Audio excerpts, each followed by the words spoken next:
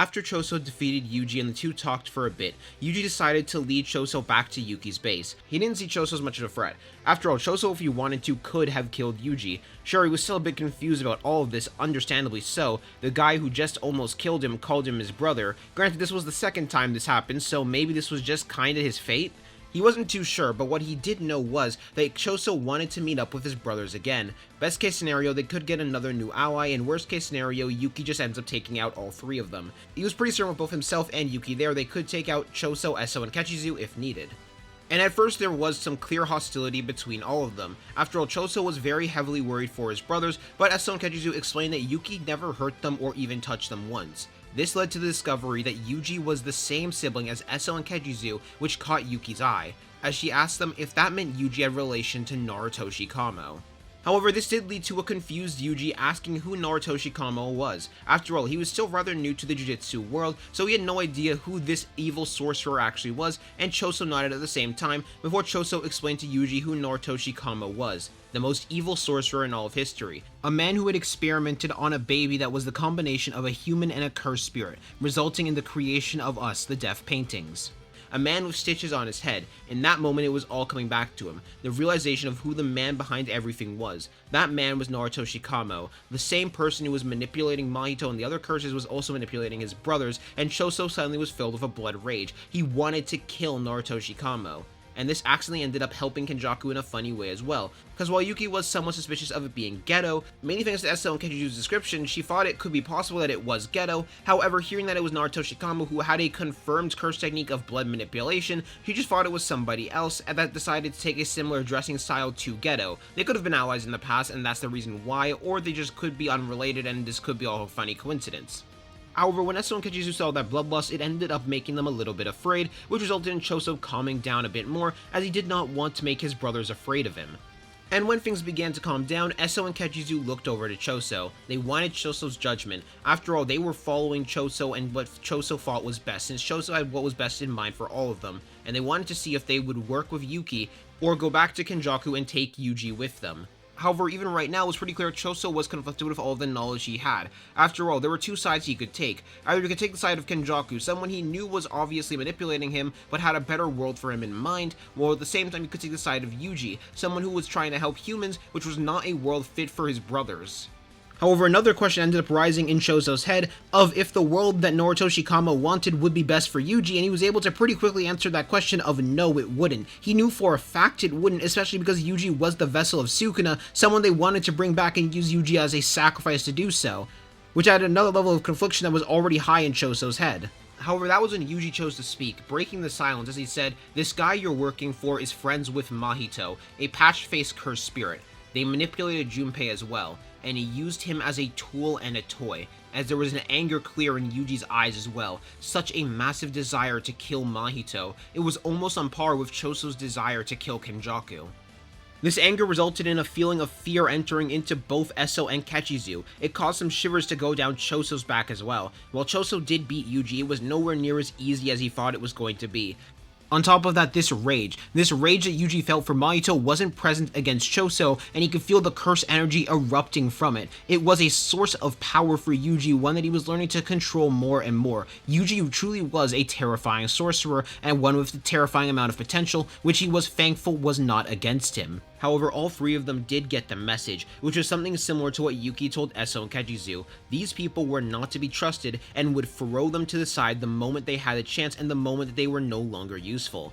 However, after a few more moments of silence, they made their choice. Choso had decided on something else. He was going to inform all four of them what Kenjaku's plan was. As he said, "We have to be very careful who we tell this to. Narutoshi has people everywhere. On October 31st, an attack is planned to be launched on Shibuya. The purpose of this attack will be to lure in Satoru Gojo to seal him away. I do not know how they plan to do so yet." While Choso was aware of the fact that they planned to seal him, they hadn't actually been informed yet on how they planned to do so. But fortunately for them, they had time to plan, a total of 1 to 2 months before the Shibuya incident would even begin. This was also when Yuki called in a longtime ally of hers, Todo, in order to bring him over to help him with planning. They were pretty certain they could trust Todo with this, However, other students they weren't as sure about. They also decided not to tell Gojo, at least until later. Unfortunately, Choso did end up having to return to Kenjaku, mainly because they didn't want Kenjaku or the others to be suspicious yet. However, he did also end up bringing Kechizu and Essa with them as well, mainly to show that it was a success. However, after the siblings left, Yuki punched both of her fists together as she told Yuji and Todo that she was going to train both of them to hell and back during these 2 months. With the fear of God entering into both of them, after all, they knew how harsh Yuki could actually train them, and since Yuki was going to go full throttle, then this was definitely going to hurt a lot.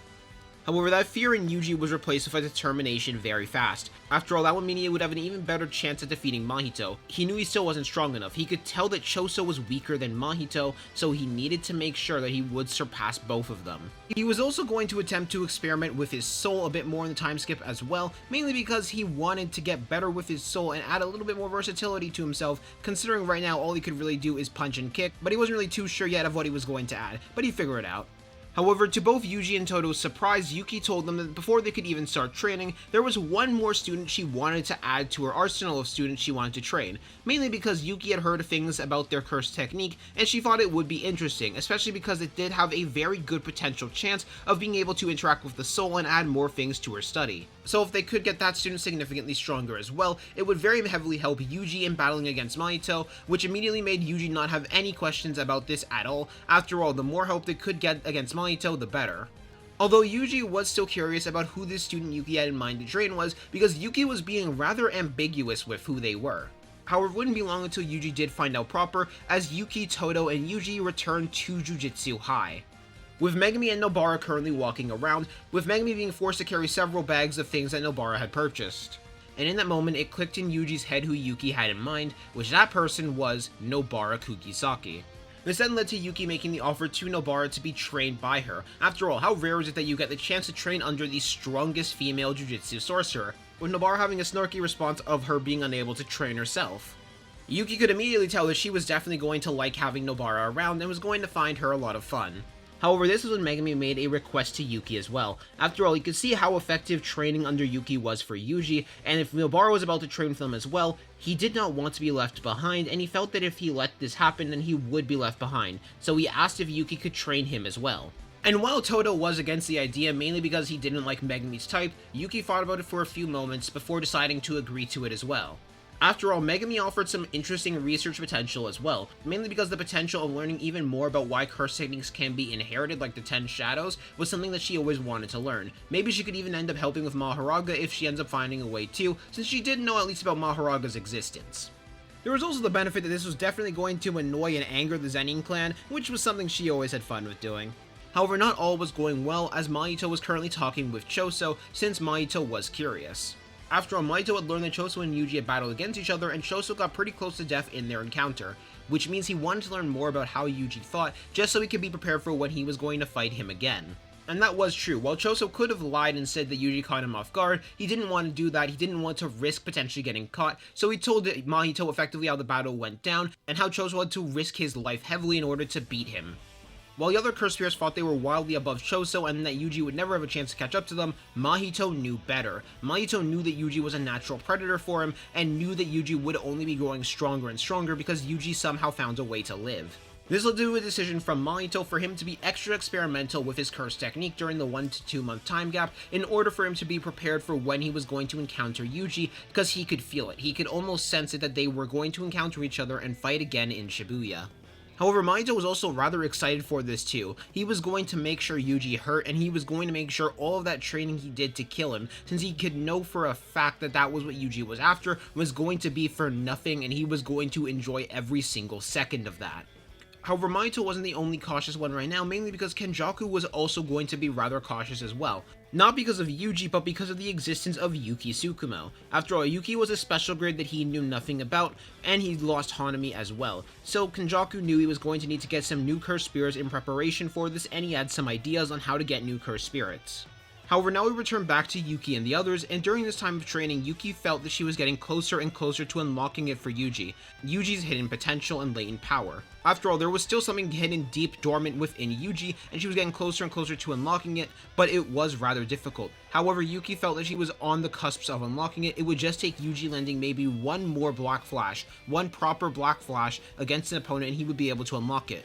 However, unfortunately though, during the 2 months of training, Yuji was not able to land a Black Flash again. After all, no one can land a Black Flash at will. So now let's go over how strong all 4 of the characters got over the 2-month time skip. We're going to start with the weakest and then go to the strongest, with Nobara still being the weakest, but she definitely got a massive buff from the time skip itself and got much stronger.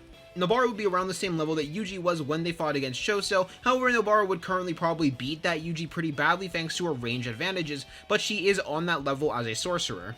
In other words, Nobara is currently around the mid-end ranges of a grade 1 sorcerer. Up next is Aoi Todo, who Aoi Todo is going to go into this a little bit stronger than he would be in canon. He's about the same level of strength he was when he landed the Black Flash on Mahito, if not a little bit stronger thanks to having a total of 4 sparring partners to train with. This is another thing that should be noted. Todo is by far and away the most used to Yuki's training because he was directly trained by Yuki for a pretty long while, so while I do think the other 3 have a lot more potential to grow, I do also think that Todo is a bit more limited in comparison.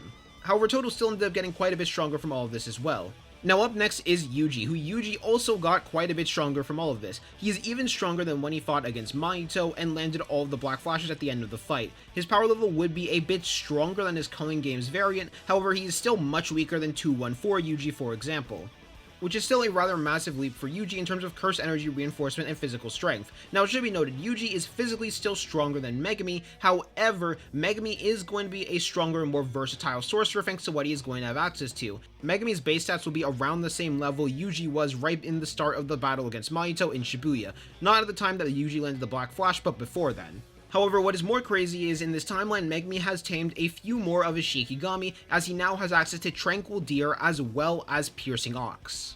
So while in a pure brawl, Yuji would end up beating Megumi as well as in most head-on fights, in normal fights where the 2 of them are fighting tactically, Megumi would end up winning. However, the 2 of them are rather close in terms of level. And now we finally get into the start of Shibuya.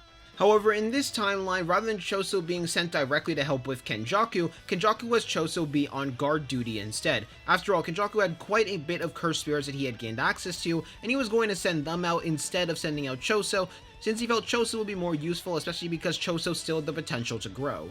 Choso was not really happy about this, mainly because he did come up with a plan on how to help out Gojo right before he could get sealed, but there wasn't really much he could do as he didn't want to tip off Kenjaku that he wasn't on their side. However, this does end up with a very similar result yet again, of Gojo ending up being sealed. However, he does end up taking out a few of Kenjaku's special grade cursed spirits with him.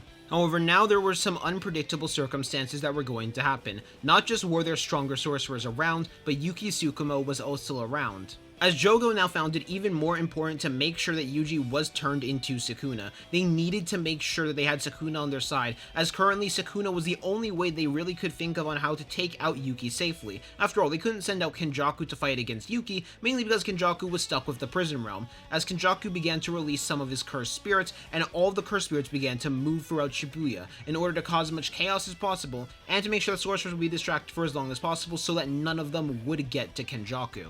So what conflicts will start? What battles will start? Well, find out next time on the next part of What If Yuki Trained Yuji Itadori. Yep, that's going to be it for the end of this part of the What If.